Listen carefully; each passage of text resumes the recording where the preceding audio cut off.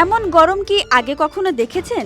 রাস্তায় বের হলেই যেন আগুন ঝরছে। রাজধানী থেকে শুরু করে দেশের প্রায় প্রতিটি অঞ্চল এখন তাপপ্রবাহে কাবু। কিন্তু প্রশ্ন হলো, এ গরম কেন আর কবে মিলবে এর থেকে মুক্তি? বাংলাদেশে এখন প্রচণ্ড তাপপ্রবাহ বইছে। একে বলে হিট ওয়েভ। তাপমাত্রা কোথাও কোথাও 40 ডিগ্রির কাছাকাছি পৌঁছেছে। এর কারণ কয়েকটি। আকাশে মেঘ নেই, রোদের তীব্রতা সরাসরি মাটিতে। পশ্চিম দিক থেকে ধেয়ে আসছে শুকনো গরম বাতাস।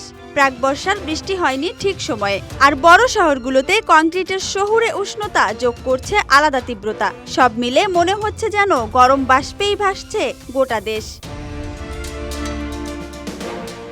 আবহাওয়া অধিদপ্তর জানিয়েছে এই গরম আরও ৩-৪ দিন চলতে পারে। তবে আশার খবর হলো, আগামী সপ্তাহের শুরুতে দেশের কিছু অঞ্চলে হালকা থেকে মাঝারি বৃষ্টির সম্ভাবনা রয়েছে।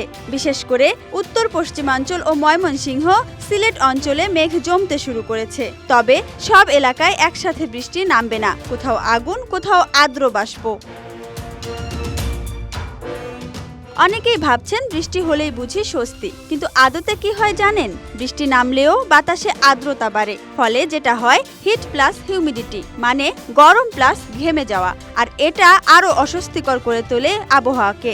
তাই একবারের বৃষ্টিতে গরম কমবে না, বরং গুমোট ভাব আরো বাড়তে পারে। স্থায়ী স্বস্তির জন্য দরকার টানা বৃষ্টি আর আকাশে মেঘের চাদর।